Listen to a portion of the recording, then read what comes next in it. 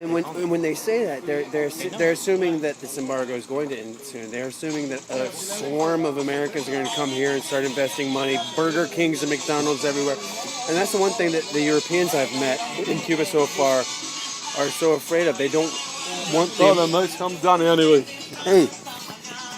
All right. You? Huh? What's your name? Captain USA, spelled with a capital US of A. Right. Eustace. So, I like salsa. So wait. I like the fishing. I like diving. I like the women. It's just an easy way of life.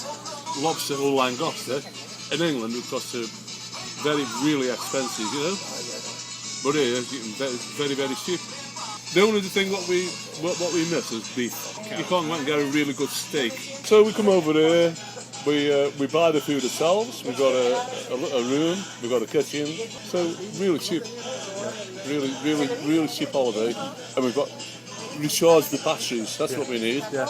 In winter time, to come over here and recharge the batteries. We're working outside in England, cold, rain. I'm American. I'm not even supposed to be here. Yeah. I don't understand. Why am I not allowed to be here? I've read a little bit into it. The country was run by Batista and the Mafia. Cubans, they got no education. It was probably one of the most illiterate countries in the world. No national health. And like Fidel Castro, he was okay because his father was a manager of a plantation and he went to school and university.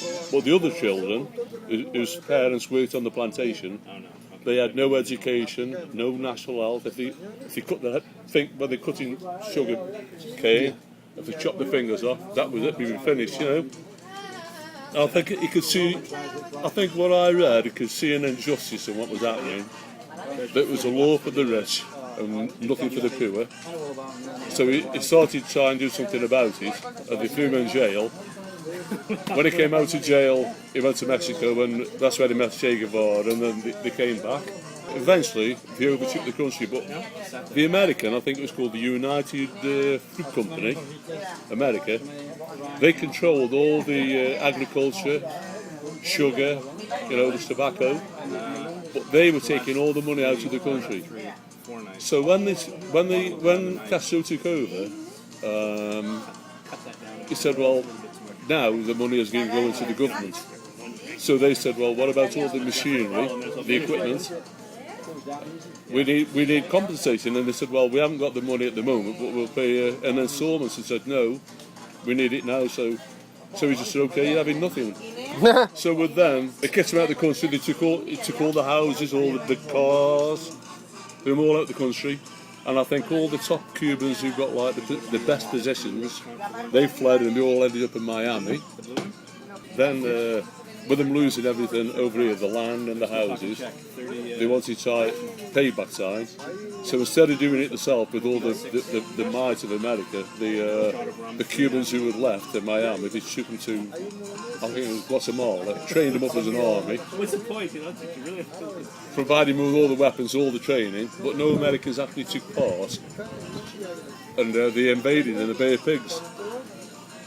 Not only did he have the 1,200 prisoners of war, he emptied all his jails and his lunatic asylums, and there's about 5,000 people then that sent all those, and they've all ended up in Miami, and I think it's probably one of the most crime-ridden cities in the world now.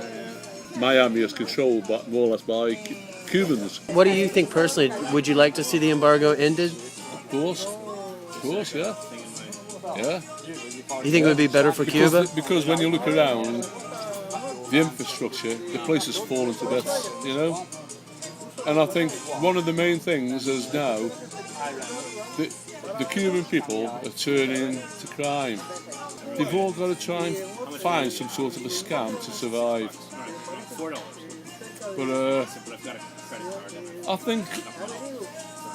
think maybe now it might be too late for them to stop the embargo because it's found another way out. I think in a few years' time, Cuba will be controlled by China. You watch. I think China will start setting up factories here, employ Cubans, and all the stuff what they mass produce in China, I think they'll start doing it here in Cuba. using Cuban people. I think it's going to be a race between America and China. Yeah. Oh, China's here. China. I think China are the ones.